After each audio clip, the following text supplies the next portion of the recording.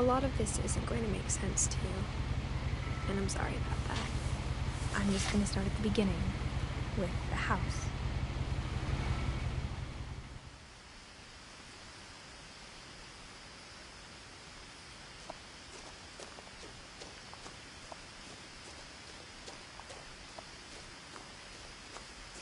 I lived here until I was 11, but I wasn't allowed inside half the rooms.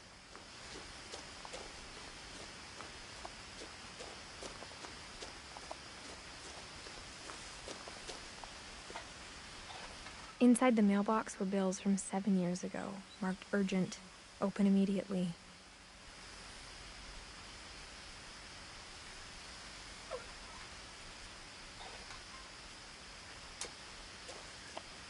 I hadn't been back since my brother Lewis's funeral.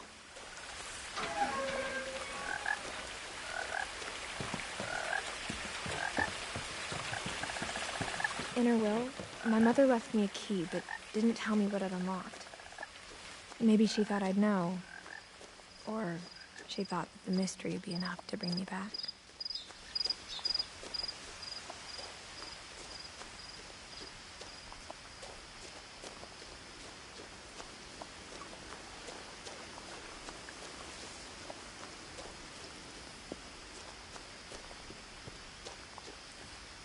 The truth is, even after I inherited the house, I never thought I'd come back to it.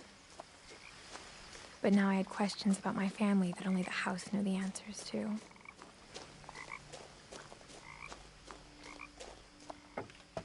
The woods around the house have always been uncomfortably silent, as if they're about to say something but never do.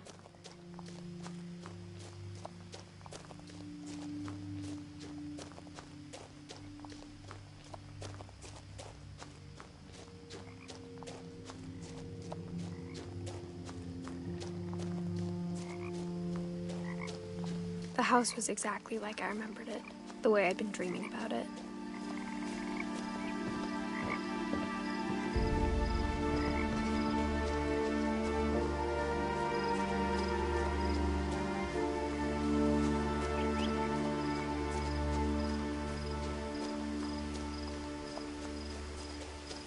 I asked Edie once about the dragon in the pond. She said it had killed her husband.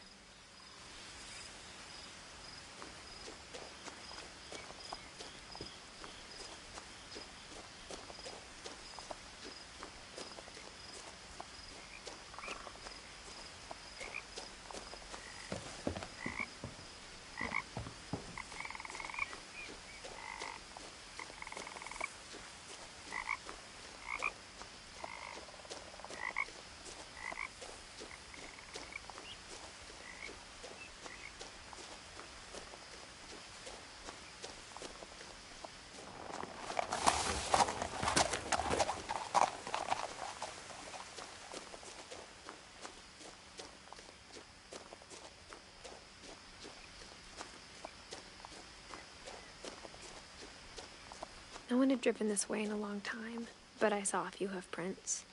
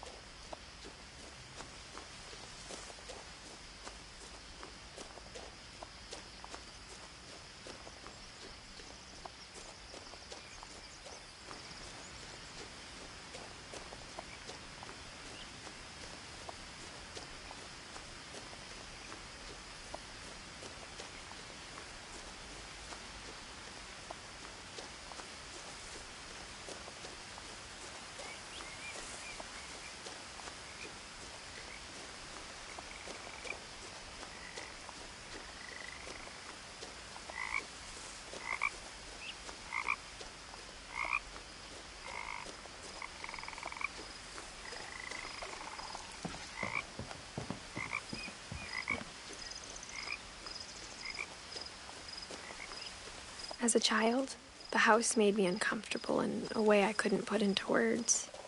Now, as a 17-year-old, I knew exactly what those words were. I was afraid of the house.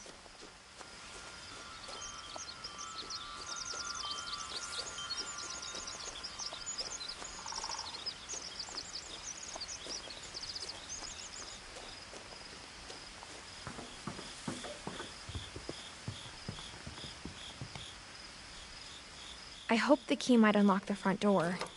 It didn't.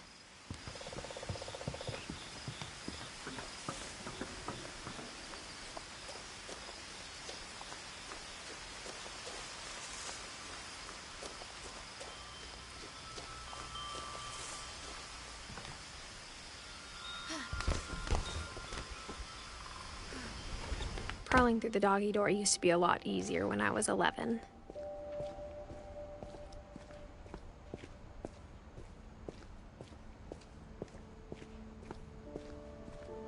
For the first time in years,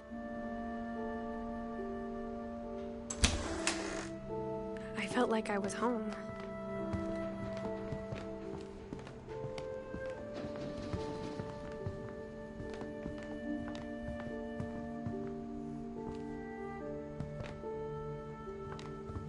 Nothing in the house looked abnormal. There was just too much of it, like a smile with too many teeth. A lot of things got left behind in the whirlwind of that last night.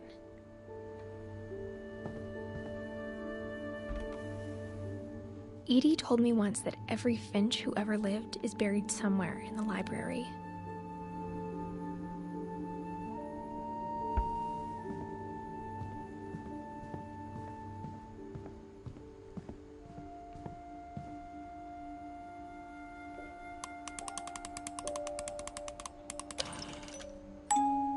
Great-Grandpa Sven built a music box for Barbara, along with the rest of the house.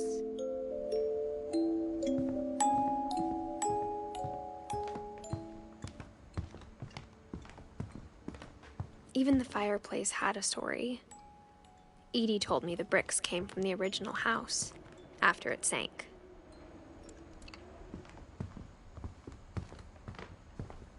The table was still a wreck from the night we left. My mom was the only one of us who could imagine Great-Grandma Edie living in a nursing home.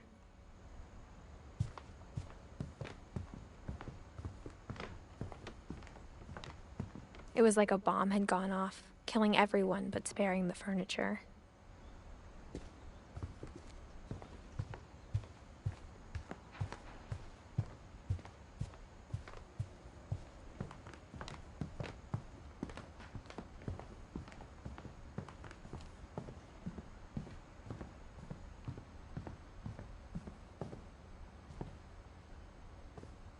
After Milton disappeared, Mom sealed up all the bedrooms. Then Edie retaliated and drilled peepholes.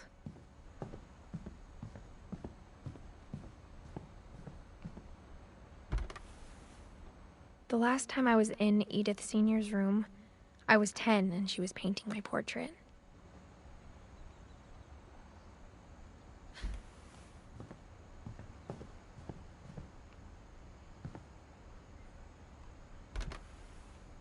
My Grandpa Sam spent 7 years sharing a room with his dead brother, Calvin.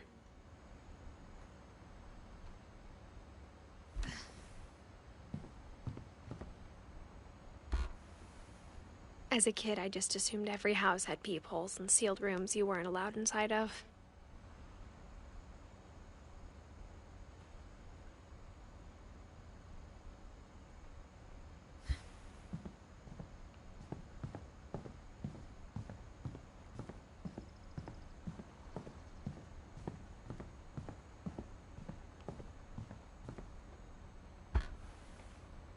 Molly always seemed like a girl I could imagine being friends with, if she hadn't died in 1947.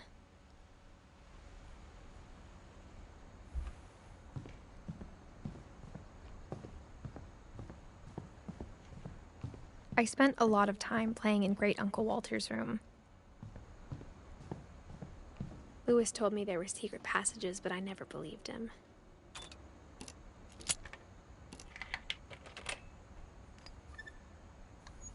Turns out, my mom was really good at keeping secrets. Now it was time to find out what my mom had been afraid of. Reading this, maybe it sounds like I had a plan, but I had no idea what was behind that door. Just like I had no idea where all this was gonna lead.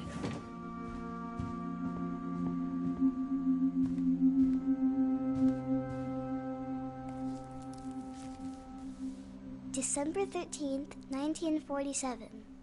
Dear Diary, I'll be gone soon, but I wanted to tell somebody about what's gonna happen. It started when Mom sent me to bed without dinner. I woke up and I was starving, so I looked around for something to eat. The gerbil food was dry, but I didn't mind it.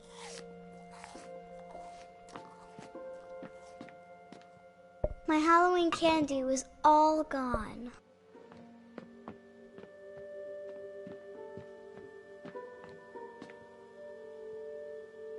I thought about eating Christopher, but I held back.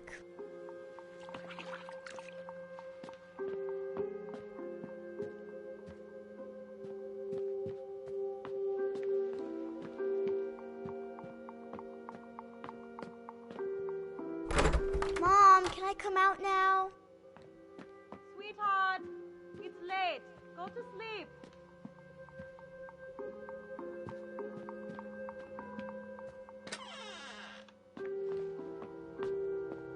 I kept eating and eating.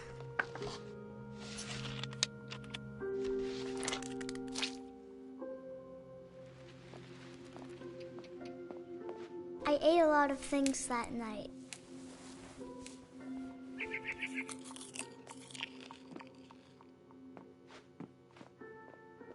Then I heard chirping outside my window. It was a barn swallow going back to her nest. I reached out for her.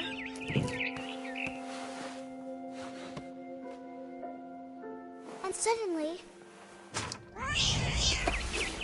I was a cat. I tried to be quiet, but the bird was really scared.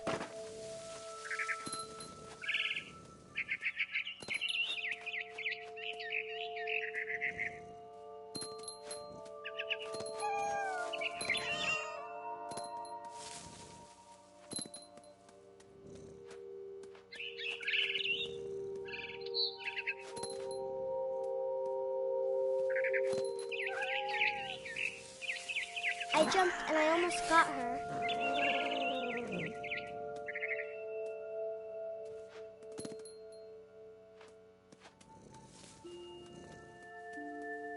I could tell she was getting really tired.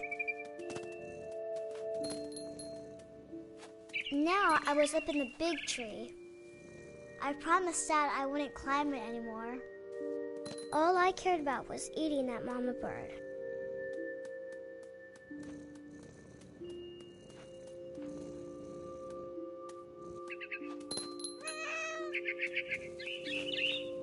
I gobbled her up.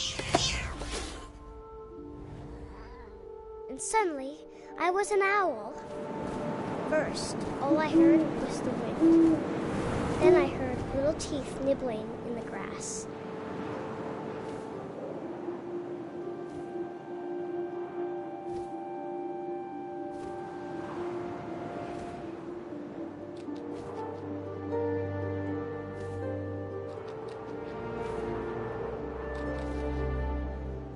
Rabbits.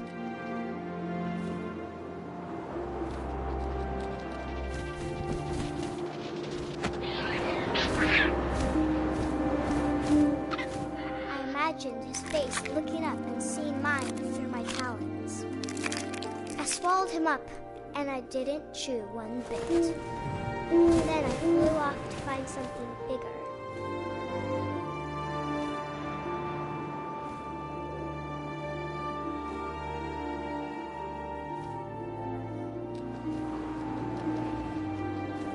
A mama rabbit.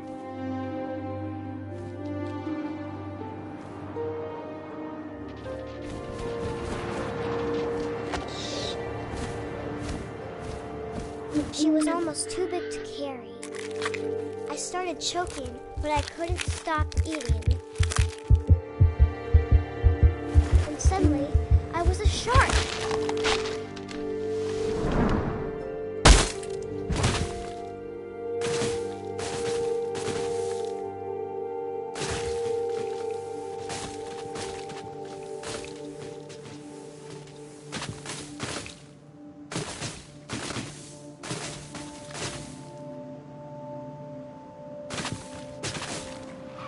I rolled off a cliff and into the ocean.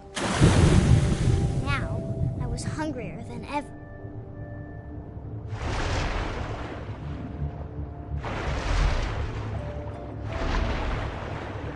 I wanted fat, juicy seals. I tore off her flipper, and it tasted really good.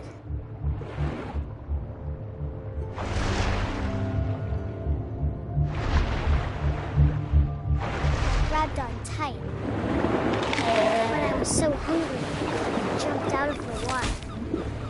When I opened my eyes, everything had changed. Now I was a monster, and I smelled people everywhere.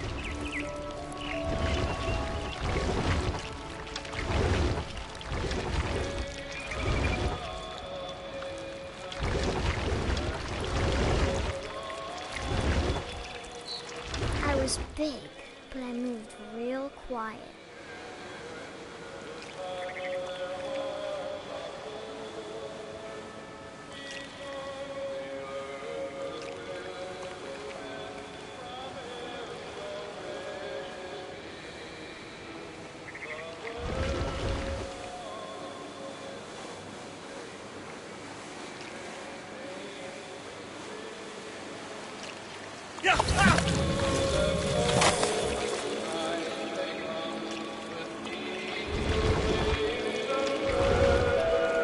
I wanted to stop, but also I didn't.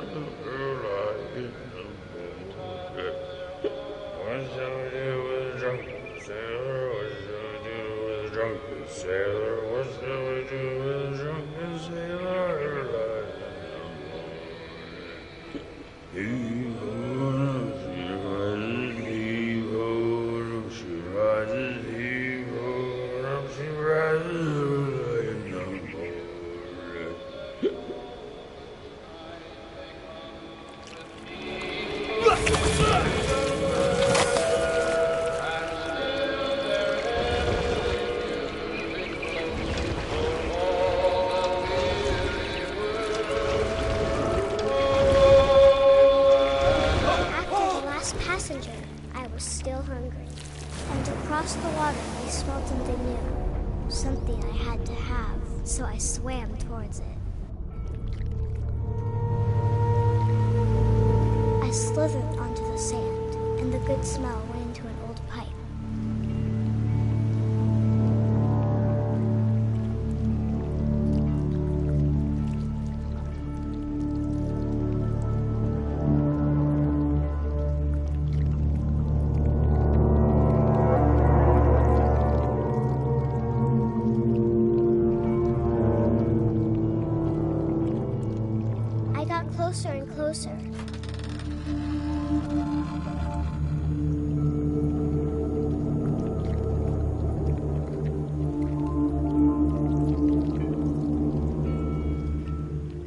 all of my stomach started growling. And suddenly, I was me again. I held my breath for a long time, but I couldn't hear anything. I think it's waiting for me to fall asleep. But it's not going to wait much longer. It needs to be, and we both know I will be delicious.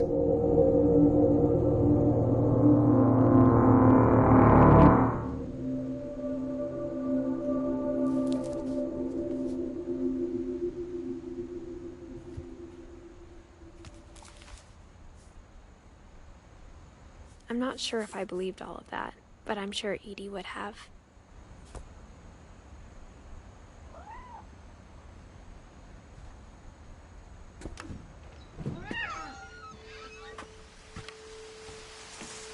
This will be obvious later, but my mom never told me any of these stories. Edie would have, but Mom didn't like bringing up the past. Though, when we adopted a stray kitten, she was the one who named it Molly. I spent a lot of time in Great-Grandma Edie's room. Her room was like a museum. For 500 years, the Finches have been famous throughout Norway for their fortune. Odin Finch buries the latest victims of the family curse, his wife Ingeborg and their newborn son, Johan. On January 7th, 1937, he set sail with his family and his house, hoping to leave the curse behind.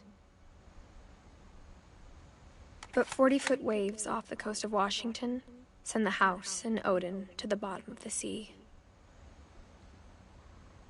Odin's daughter Edie, with husband Sven and baby Molly, step ashore on their new home, Orcas Island. Odin Finch is the first to be buried in the new family cemetery. His daughter Edie is already dreaming of a new Finch house.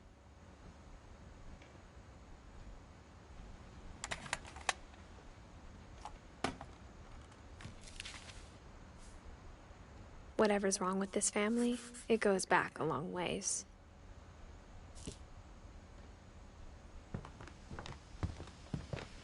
Louis died a week before we left, but Edie had already started to memorialize him.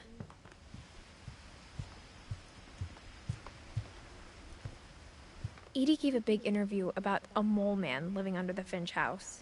My mom was furious. One summer, they evacuated the island, but Edie refused to go. For a few weeks, she was a celebrity. When Edie told people Sven was killed by a dragon, she could also have said he was building a dragon-shaped slide that collapsed. She could have, but she didn't.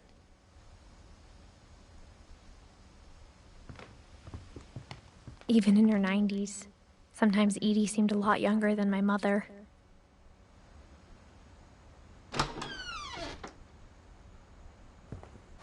The only trace Grandpa Sam's first wife Kay left on the house was the pink bathroom. It was a pretty big trace.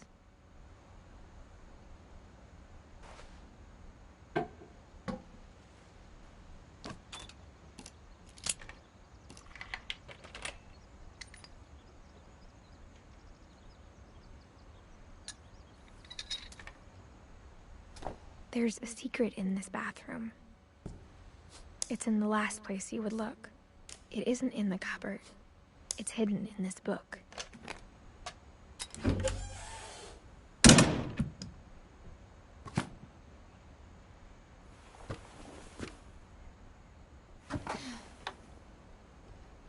Sven gave Sam an old camera he'd refurbished. He never put it down.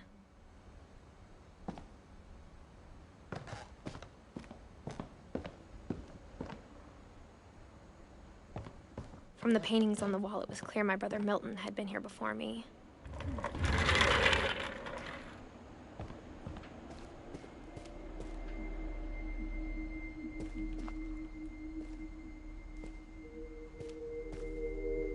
I knew Grandpa Sam had a twin.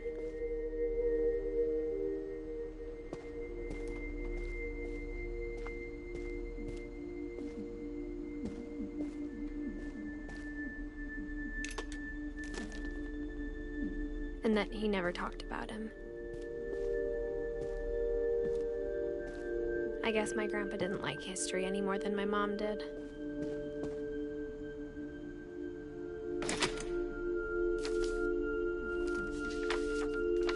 How I Want to Remember My Brother by Sam Finch.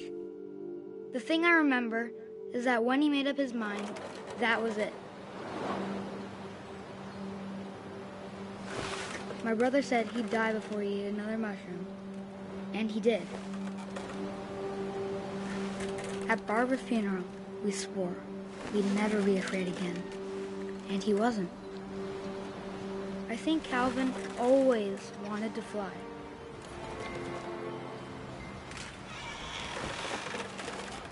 Sam! Calvin! Dinner's ready! Coming! But that day, he finally made up his mind to do it. I told him going around was impossible. Maybe if I hadn't said that.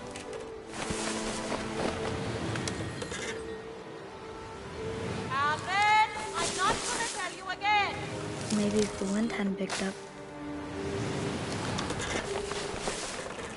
Then maybe he'd still be here. But I doubt it.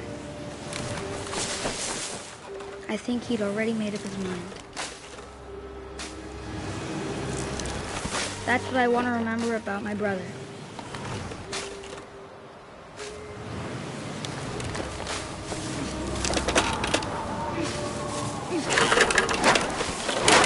The day he made up his mind to fly.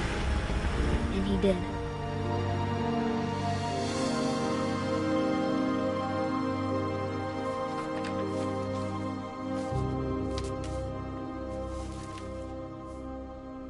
Calvin's story felt strangely familiar. When I was younger, I remember trying to do the exact same thing. After the funeral, Edie roped off Calvin's half of the room. Mom said Grandpa Sam enlisted at 18 and never set foot in the room again.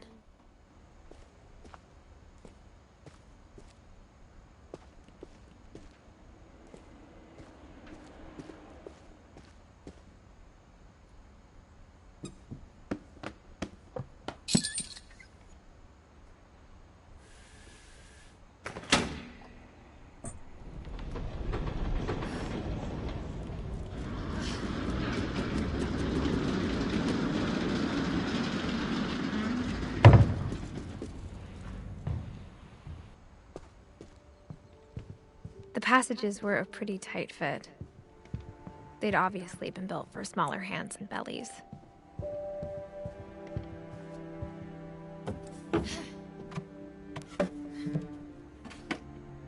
Growing up, I always thought of Barbara as a child star.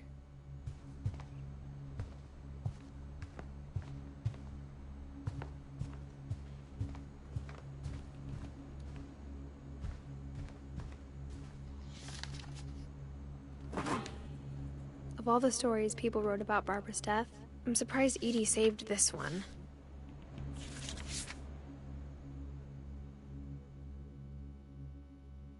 Old Jack here with another ghastly tale inspired by America's most unfortunate family.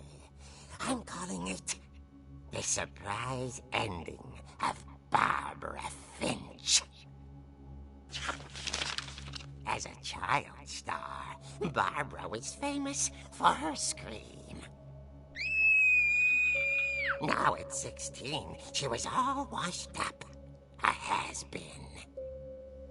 But in a lucky break, she'd been asked to perform her signature scream at a local convention for monster movie fans. It was just the boost her career needed. Unfortunately, her scream hadn't aged well. Getting better. I think you just need the right motivation. Her biggest fan and current boyfriend, Rick, was about to demonstrate when... Now that was a great scream. It was Barbara's father, Sven. He'd slipped into a table saw and had to be rushed to the emergency room. So Barbara got stuck babysitting her youngest brother, Walter. Her convention comeback was cancelled. Okay, I'm hearing frustration, but I'm not hearing terror. What if I tried... A gang of hoodlums in Halloween masks have been terrorizing Orcas Island tonight. Police are urging residents to... That came from the basement. You're right! Also, I loved your delivery on that. Why is your basement door locked? Because my dad likes making puzzles and secret passages. There's a key hidden in the music box. The secret is to keep winding and winding until finally the key pops out. Thanks, babe. I'll be back in a sec. 20 minutes later, Rick hadn't returned. So Barbara went to look for him, right on cue. She reached for the music box. And as she wound the key, she listened for Rick, but the house was silent.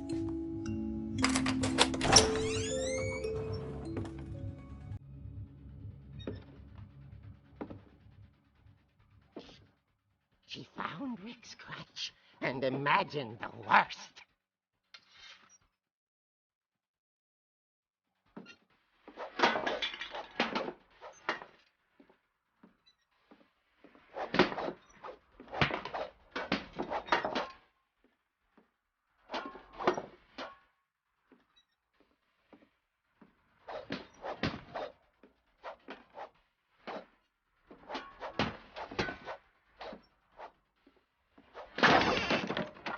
Leader is the infamous Hookman killer, Dr. Carl Hamill, who impaled and then ate his family 10 years ago tonight.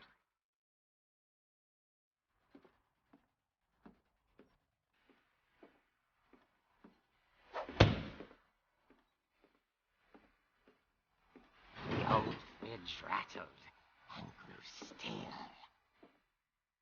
Oh dear! Oh! Rick? Barb, relax. I was just trying to scare you to help you find your scream. Well, I'm not scared, Rick. I'm furious. Then act furious. All I'm getting from you now is that you're hurt and confused and She threw him out, but she kept a little something to remember him by. Barb, have you seen my other crutch? And she was still holding it when she fell asleep watching the late picture show. Hours later... Barbara! Walter, what's going on up there? Ah! Okay, I'm coming up, but if this is a trick, you're dead, Walter.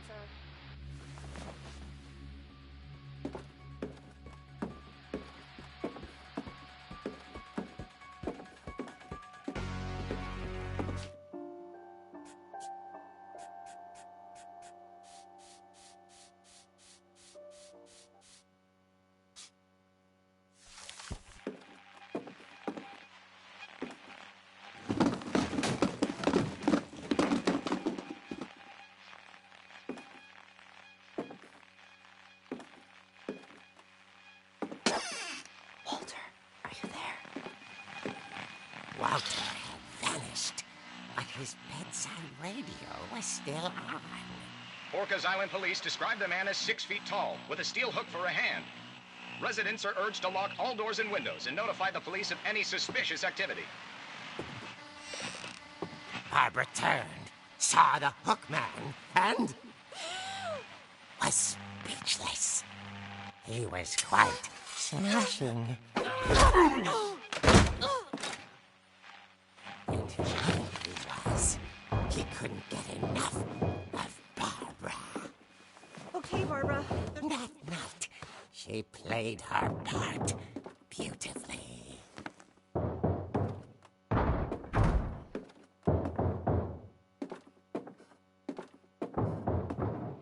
Molly's door hadn't been opened in years. The hinges groaned.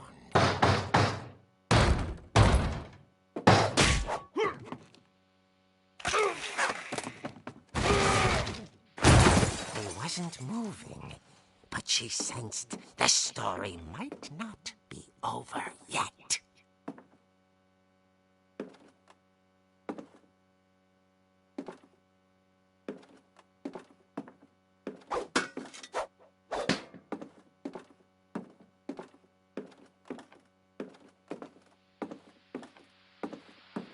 The hookman had vanished. She listened for his breathing, but all she heard was...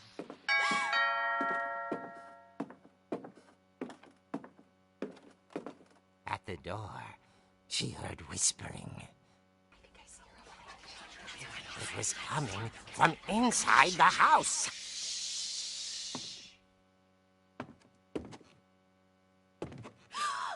Oh dear.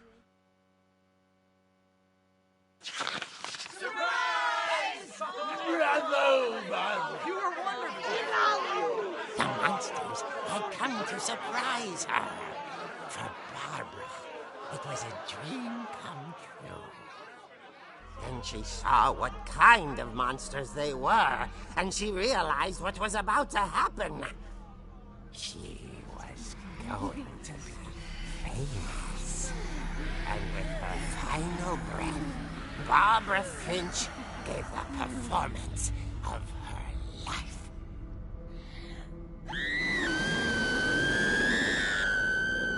I wasn't there myself, but I hear Barbara was magnificent. Poor girl. She had a taste for stardom. But unfortunately, so did her fans. Of course, the police blamed it all on poor Rick, who disappeared the same night. And little Walter? Hiding under his bed the whole time. He took it all pretty hard, but that's another story. As for Barbara, tucked inside the music box is all they ever found of her. Her ear. Now that's what I call a real eerie tale.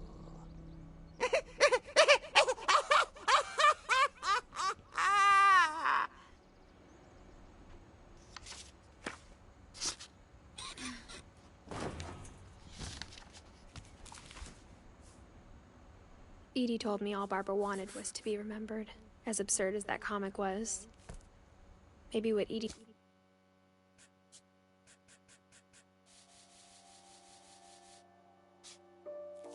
saw was a happy ending.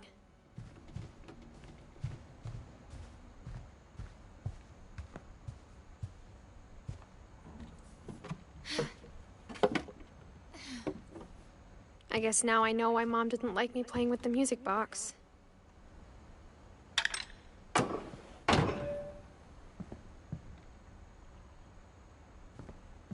Whenever people ask me about my family, the first thing they always want to know about is Barbara. Mom must have locked the third floor stairs on the night we left.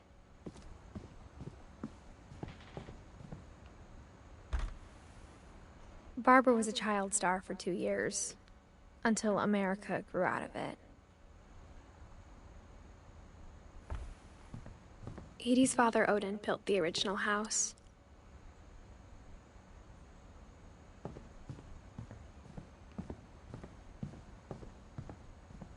It's funny.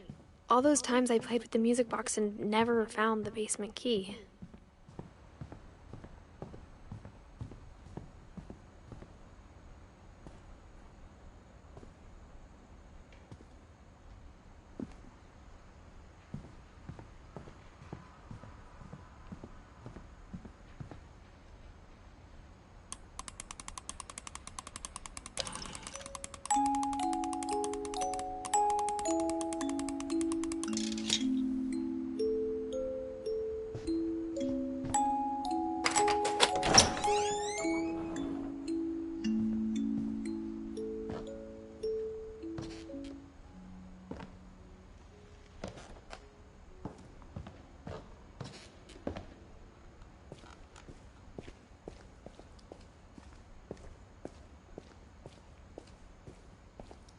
Mom said the basement was off limits, unless I wanted another tetanus shot.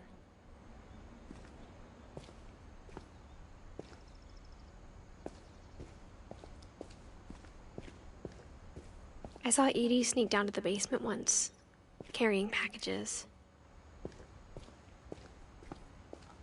I thought maybe she was hiding presents.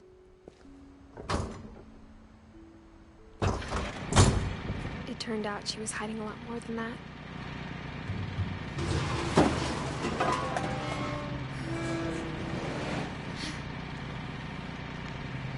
I remember asking Mom once about where Walter had gone. She said after Barbara died, he got as far away as he could. If there's a pattern in all these stories, I think it's that none of us has gotten very far.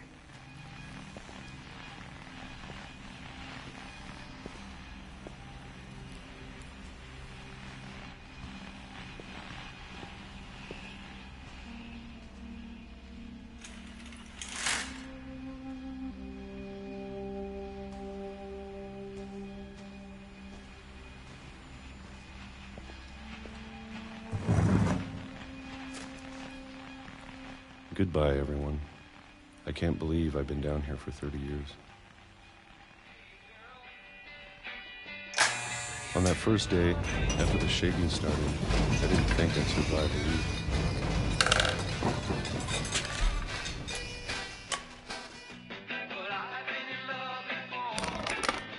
But after a few days, I settled into a routine. That's what kept me sane.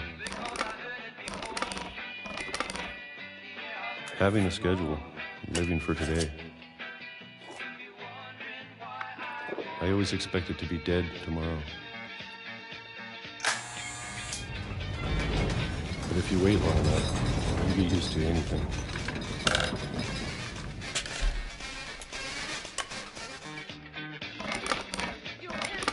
Even a monster on the other side of the door starts to feel normal. Almost friendly.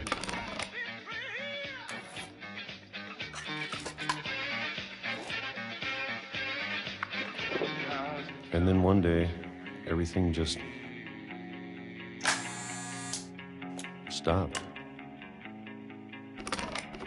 Whatever that thing was, it was gone. Maybe it got tired of waiting. Or maybe I just got tired of being afraid.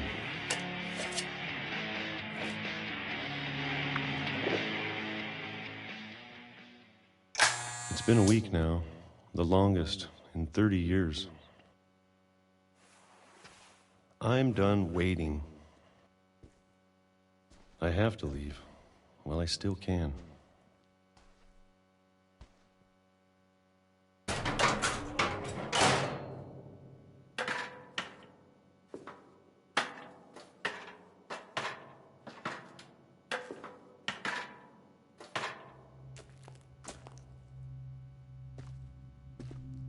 I know it's out there, somewhere. Whatever killed Barbara and Molly and Calvin. Maybe this is all a mistake. But I need to stop living the same day, even if it kills me.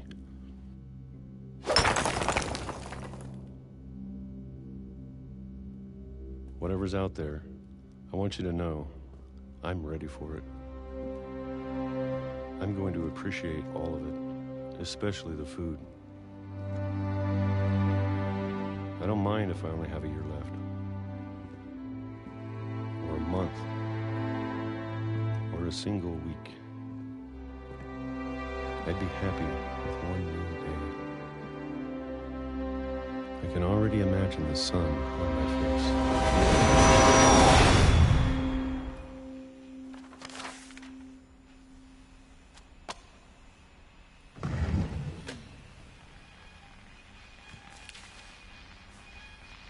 Walter died when I was 6.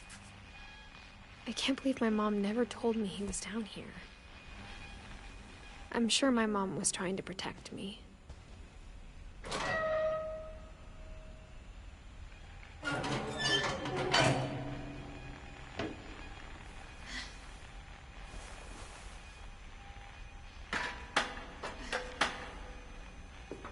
Maybe she was afraid I'd end up like Walter.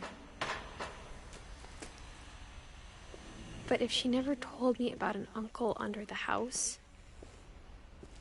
I can only imagine what else she was hiding. I don't want to make the same mistakes she made, trying to bury something that's still alive. Now that there's only one of us left, or maybe two, I thought it was time I heard the stories for myself and found out what happened to everyone else. But now I'm worried the stories themselves might be the problem. Maybe we believed so much in a family curse, we made it real.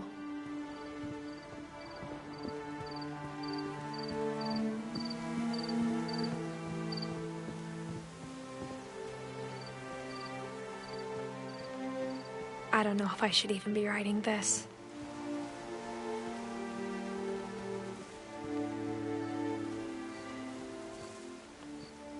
Maybe it'd be better if all this just died with me.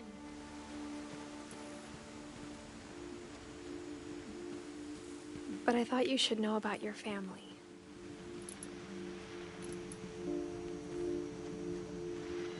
And the history you're a part of. Though to be honest, I feel as lost as you probably do right now.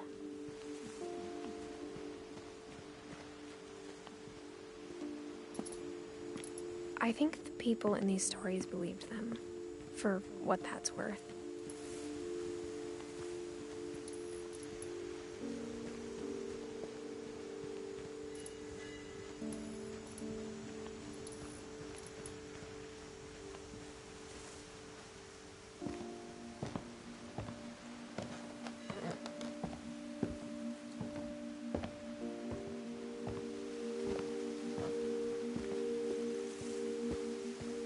You look at the house, that history of imagination and stubbornness and madness, any of it seems possible.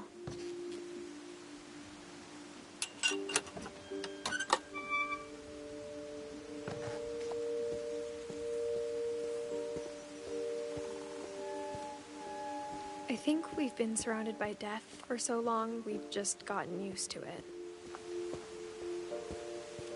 What kind of family finishes building a cemetery before starting the house?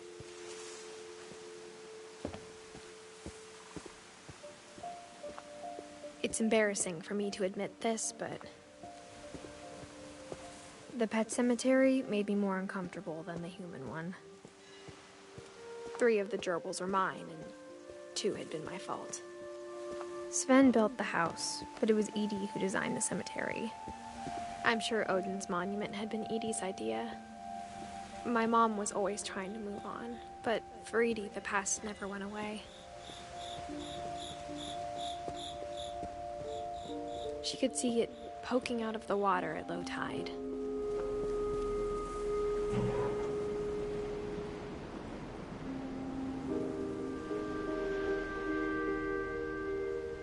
Edie said she dreamed about the old house every night.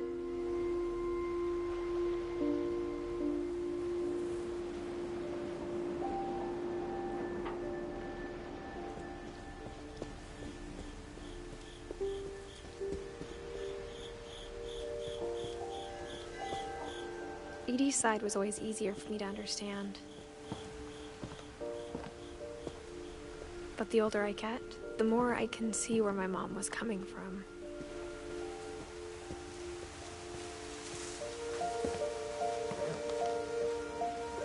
She lost 2 of her brothers, just like I did. I get why she tried so hard to protect us. There's so many things I wish I could ask my mom now. Part of me thinks this is what she wanted all along. For me to come back someday and find everything out for myself.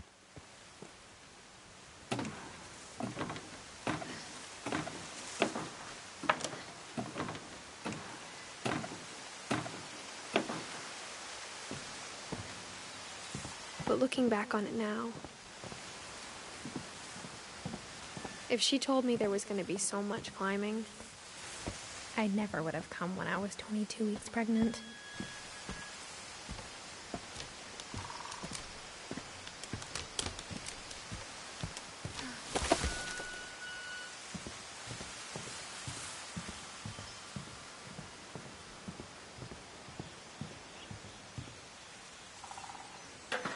I never met Grandpa Sam, but I think he and my mom had a lot in common.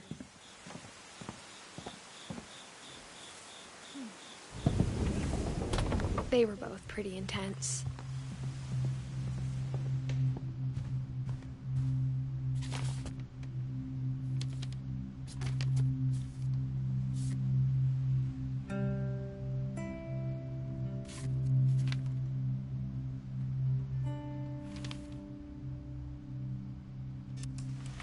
Dawn, I promise, you'll never forget this weekend. Yes, sir. These memories are gonna last a lifetime. Perfect. It's gonna rain the whole weekend, isn't it? I will never forget this weekend, Dad. That's the spirit.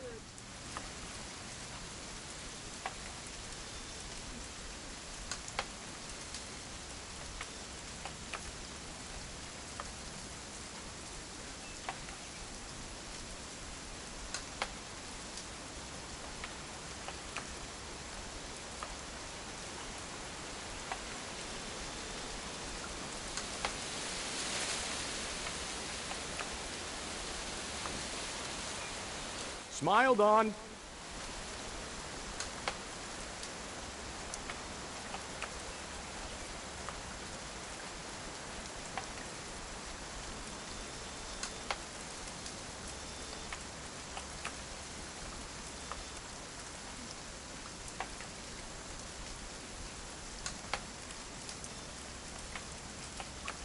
Please just take the damn picture.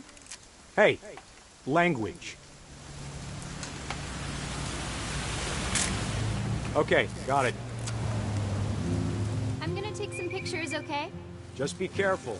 That camera's older than you are.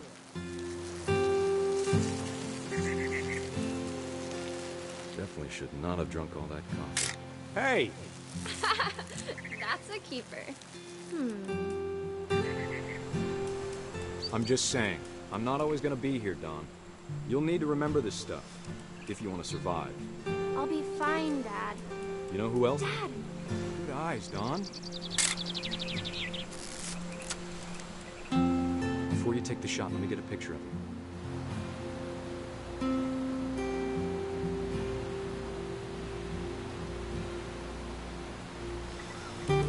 Dad, I... Just breathe. Turn off your imagination. Focus on your target.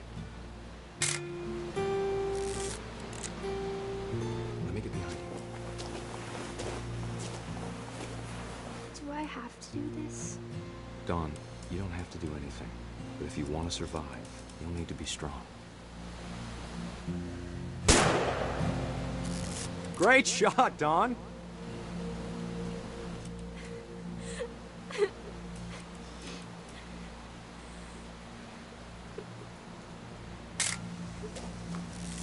I'm proud of you, Dawn. Always remember that, okay? Dad, it's twitching. I think That's it's totally so... normal, Dawn. Just focus on the camera. Try not to think about... Dad!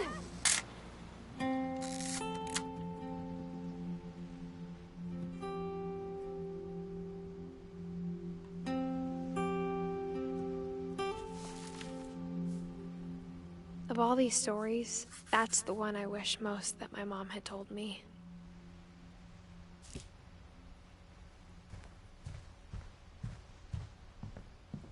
Instead of hiding from death, Sam seemed to go out of his way to meet it.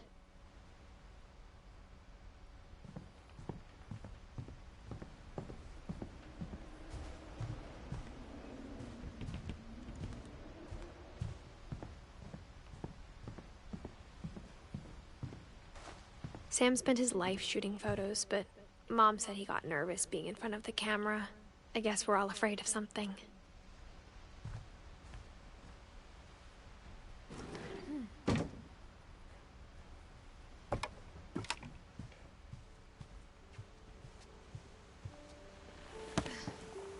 After Sam died, my mom and Edie got really close. They'd both lost a lot.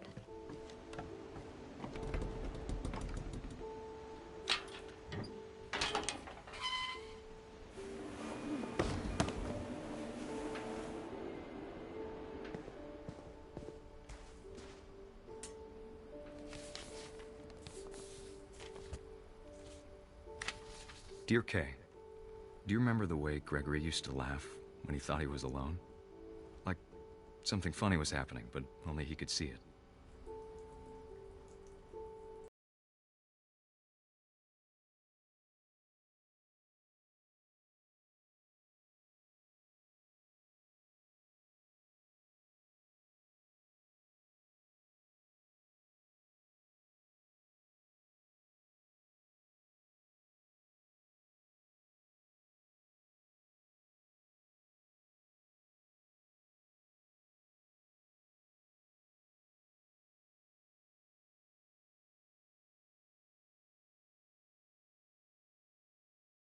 Time to... Hold on, sweetie. Hello? Sam, I told you I don't want to talk right now.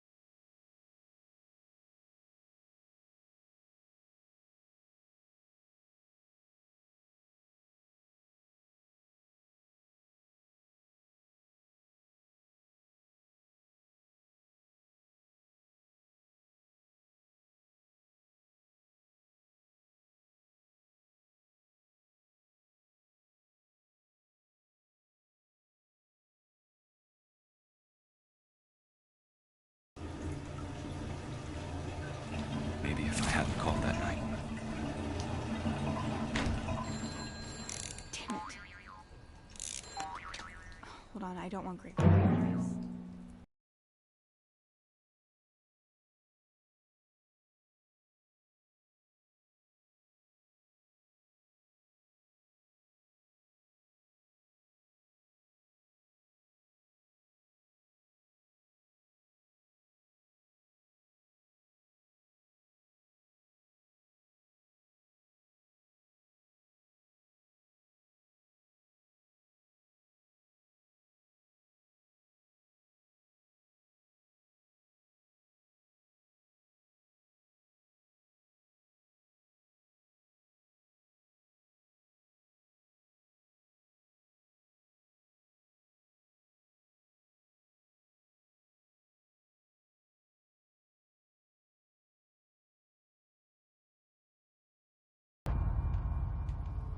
Good luck, Kay. Love, Sam.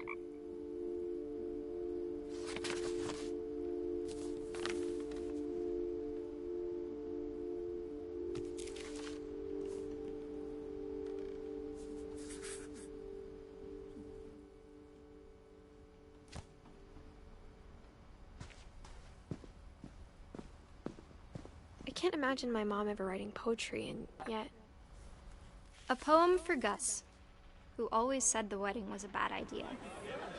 Our father never hit us kids, at least not very hard, before the day my brother said with teenage disregard that he'd be dead before he'd see a wedding in our yard.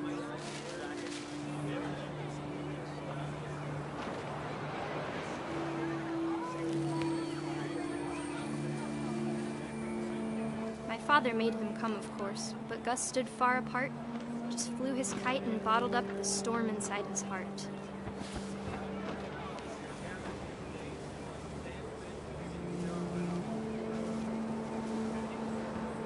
tried to talk him out of it, but though he'd never met her, we don't need a stepmom, were the words that I now remember. pronounce you husband and wife.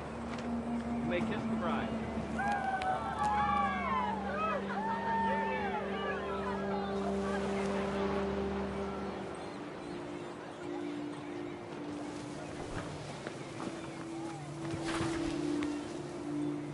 When the time for photos came, Dad ordered him to come here.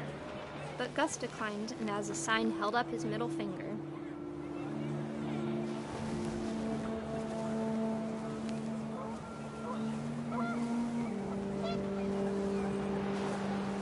The wind picked up, and panicked geese appeared and quickly went.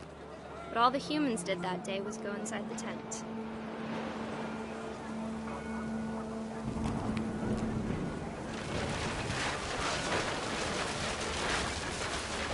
The rain came down in buckets then, but no one seemed afraid that nature might destroy the tent our dad had crudely made.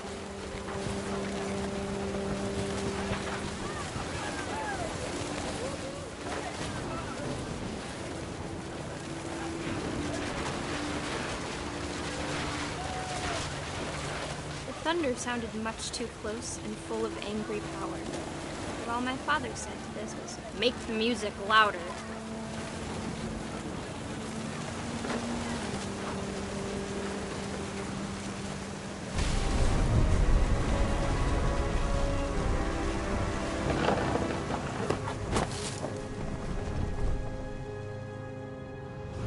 I wish that I could truly say I thought about you on that day.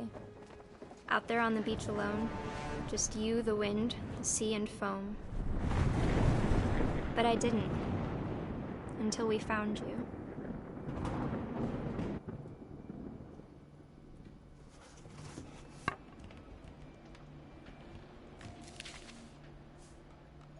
She never talked about him, but Mom told me once if I was a boy, they were going to name me Gus.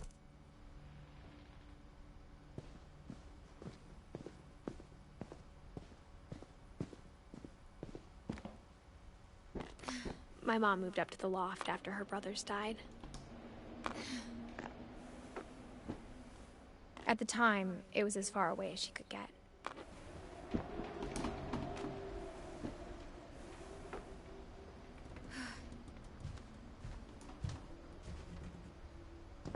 Religion was another thing my mom never talked about, but I think it helped her a lot after her dad died. She spent a summer building houses in Calcutta, where she met my dad, Sanjay.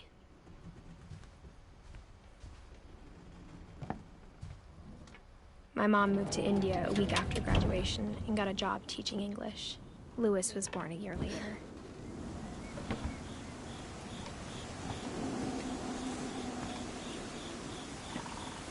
When my dad died, I don't think Mom knew where else to go. I'm sure Edie was happy to have her back.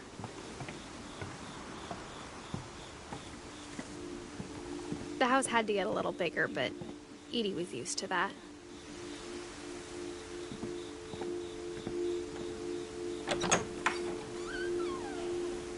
And for a while, things were good.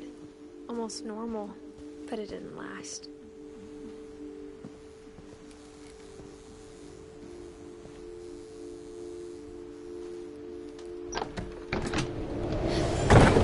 The beginning of the end was Milton's 10th birthday, when Edie gave him a castle.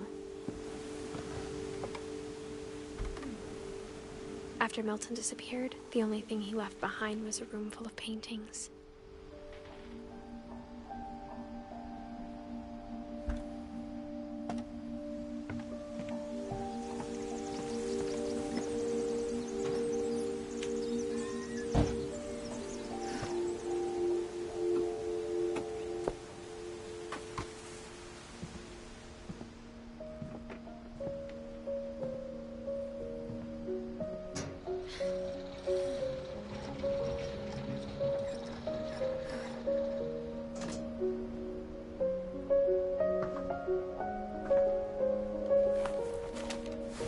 Milton Finch in The Magic Paintbrush.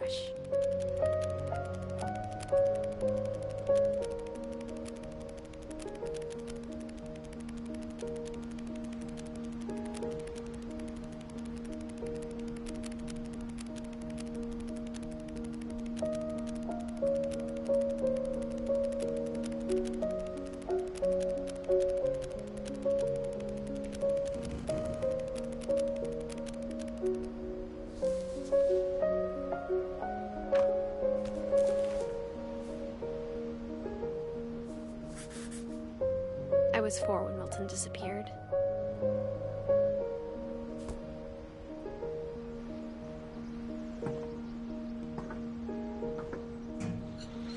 Mom spent months searching for my brother.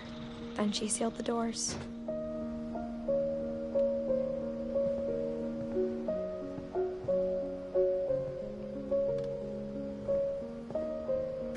Whatever Milton had found in the house, Mom didn't want it getting out.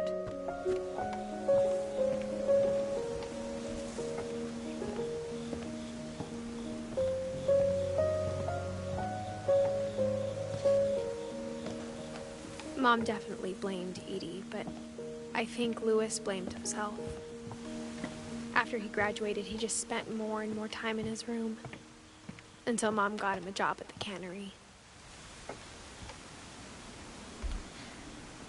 Everyone always told me to stay out of Louis's room, except Louis.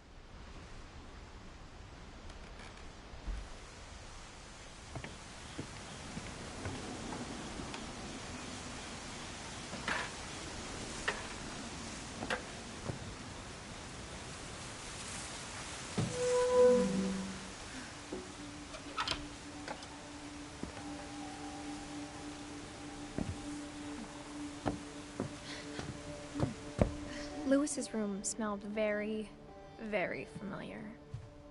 That part of him lived on.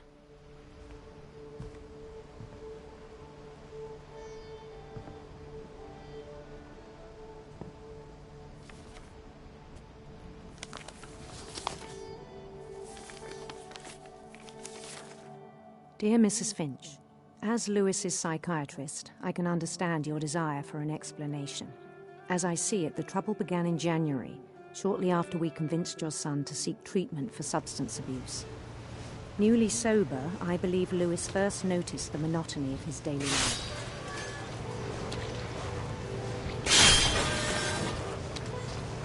He kept working at the cannery, but he withdrew part of himself. In our sessions, I saw the same behavior. His mind began to wander. I asked him to describe it. He said he started small, imagining a labyrinth. He'd feel his way about. Then something moved. Bats and toads.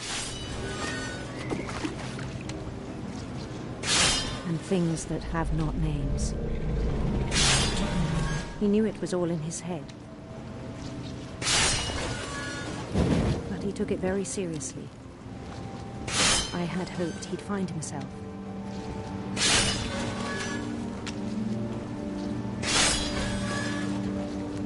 But he found something more. I worried about him then. Daydreaming at the cannery. I spoke with his boss. But he said Louis had become a model employee. Methodical, tireless, focused. Like a whole new Louis. So I let him go on.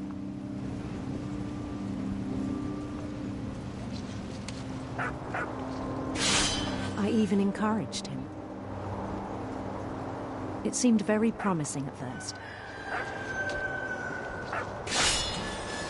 He told me he'd made a new friend.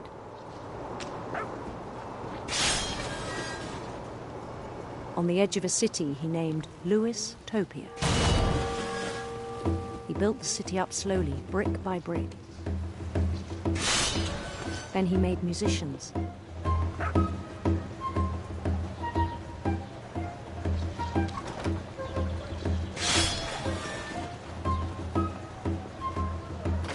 And songs for them to play. He talked about starting a band. And he was always humming something. Every day his imagination grew stronger.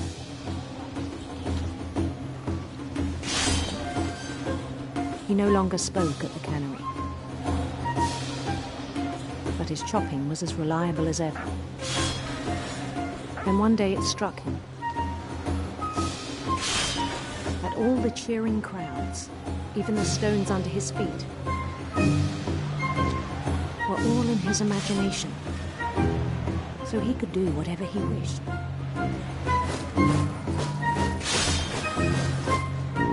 He held an election for mayor,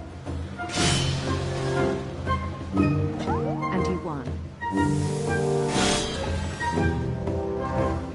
They begged him to stay, but his mind was already wandering. It became a game for him.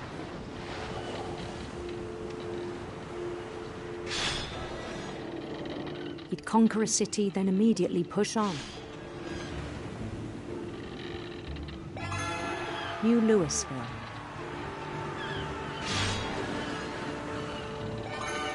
St. Louis. He started drifting away from our reality.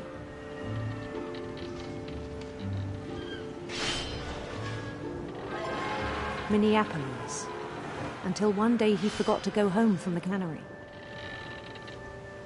Even as his mother pleaded with him, part of Louis kept sailing on.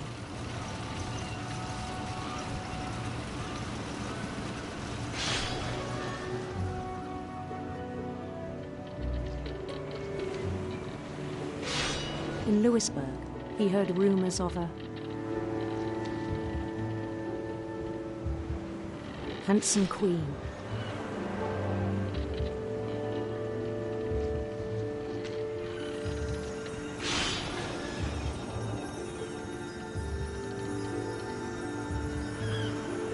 The queen was on her own quest for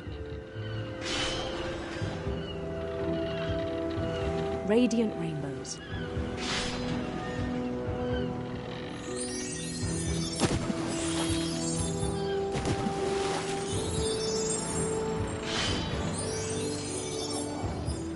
He followed the sound of her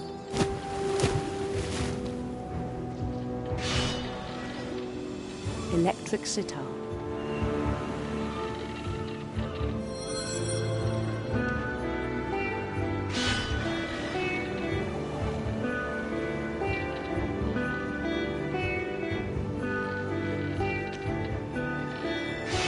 His chase led him to a golden palace east of the sun and west of the moon.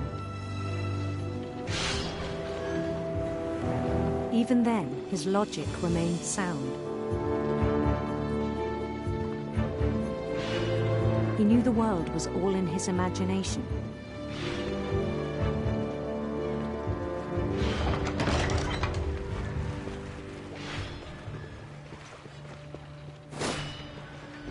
But he was so proud of having created it. In his own eyes, he'd become something greater than a king.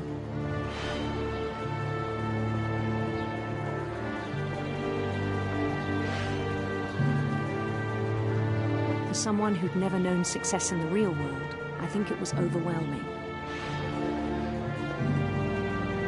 And then it struck him that the real Louis was not the one chopping salmon, but the one climbing the steps of a golden palace.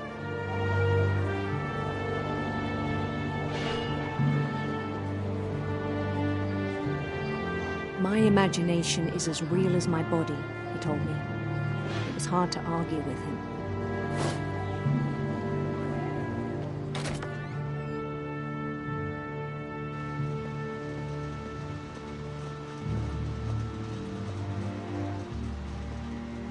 We began to forget the world we know.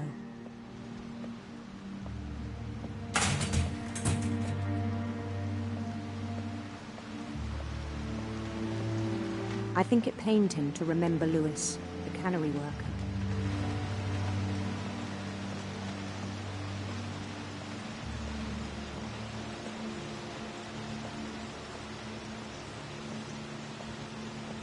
He began to despise the man with a royal contempt.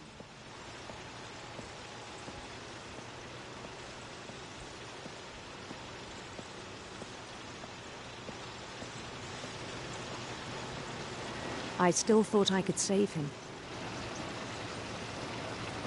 even after he said he was being crowned king over all the lands of wonder. The palace would be packed with his companions.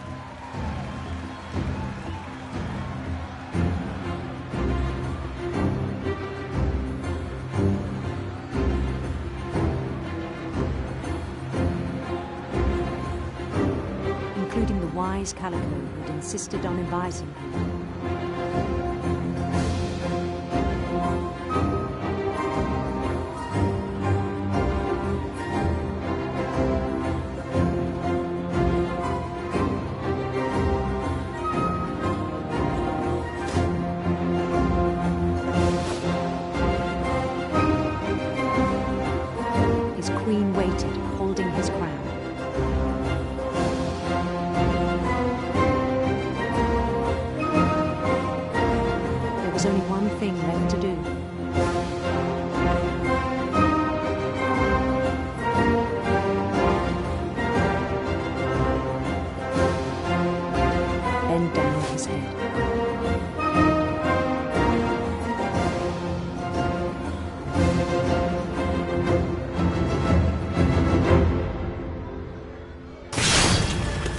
I think you know. Mrs. Finch, your son was a kind man who will be missed by all of us who knew him.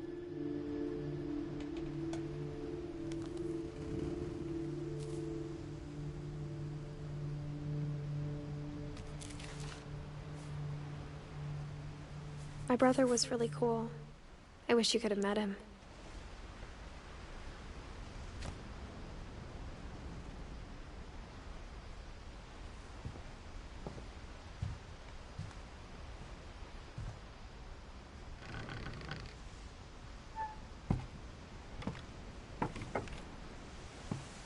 On the way back from Lewis's funeral, my mom told me to start packing. She waited until the day before we left to tell Edie. I'm not sure if she wanted to make it easier or harder. I wish we'd stayed. But I understand why we left.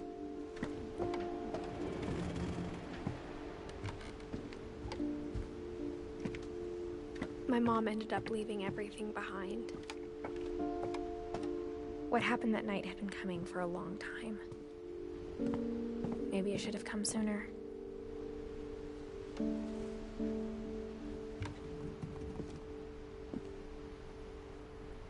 But it had to end one way or another. All that's left now is to tell you about that last night.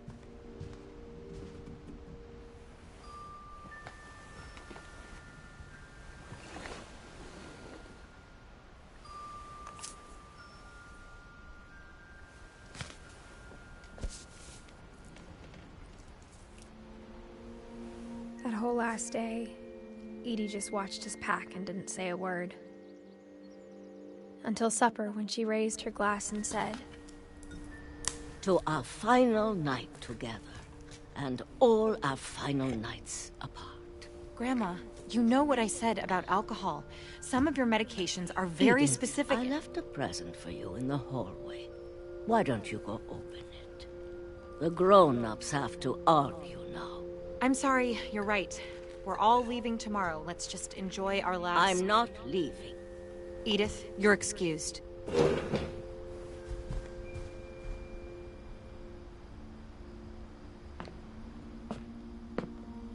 The power had been shut off that morning, but Edie always had plenty of candles. When my mom sealed the library, I don't think she knew about the other entrance. Or that Edie had a key to it.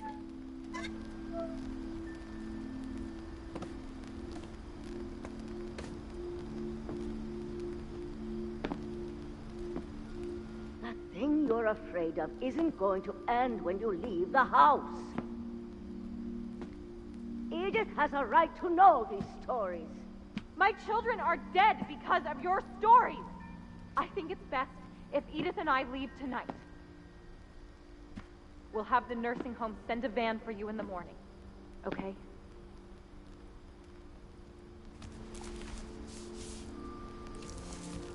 Dear Edith, there's so many stories I wish I could tell you, but they're there's only time for one. This is about what happened on the night you were born. That night, the tide went way, way out. It was the first and last time I ever saw the old house aground. There'd been an earthquake out in the middle of the ocean. They called it the lowest tide in 1,000 years. God, it smelled awful. You know, I've seen that house every day of my life.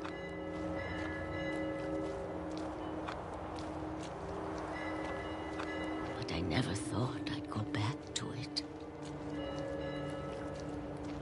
When the fog rolled in, I lost my way.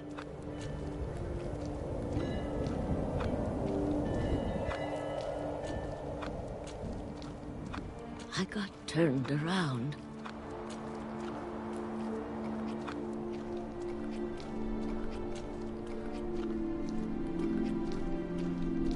I started seeing things.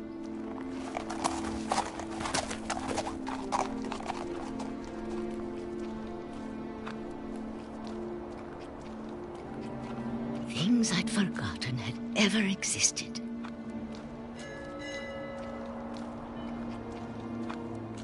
But when I saw them, they felt like old friends. That night, a lot of things came back to me. Or maybe I came back to them.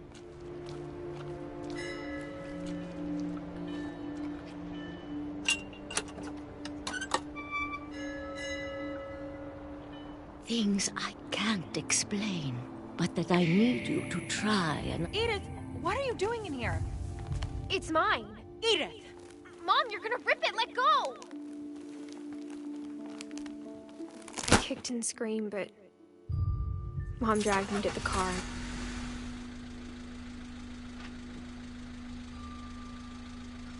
I never saw Great-Grandma Edie again. The next morning, the van came to pick her up, but she was already gone. After that, we moved around a lot.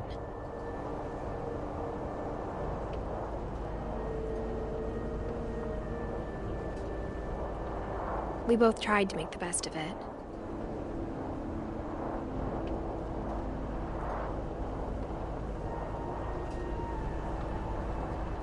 A few years went by.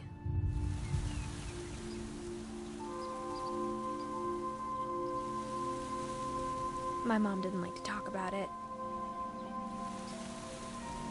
but she started getting sick a lot.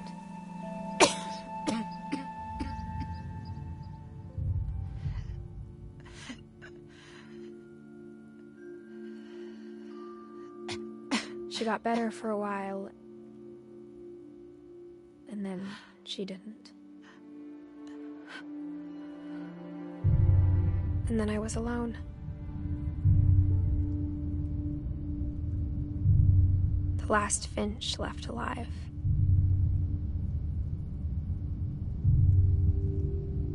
Until I found out about you.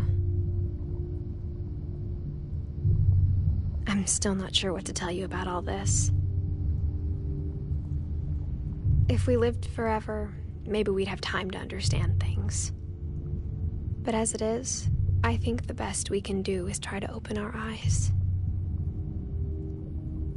And appreciate how strange and brief all of this is.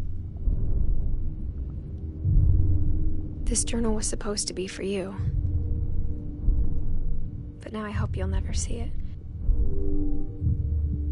I just want to meet you. And tell you all these stories myself. But I guess if you're reading this now, things didn't work out that way.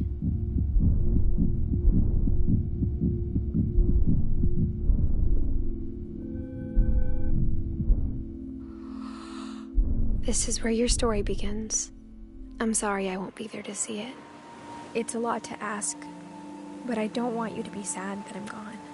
I want you to be amazed that any of us ever had a chance to be here at all. Good luck.